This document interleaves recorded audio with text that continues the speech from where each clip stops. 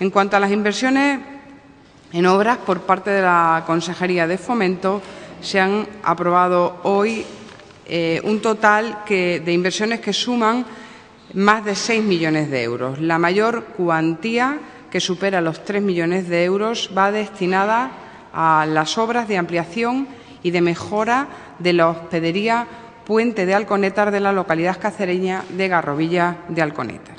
Se va a ampliar el número de habitaciones, en concreto en 15 nuevas habitaciones dobles, y también va a disponer de gimnasio, de salas multifuncionales, además de reordenación de zonas verdes y de reordenación de aparcamientos.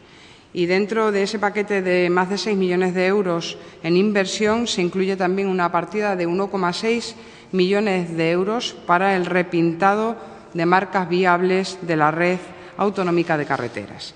Algo más de 700.000 euros también para trabajos de mejora en las condiciones de drenaje de la carretera EX327 que enlaza Montijo con la Roca de la Sierra.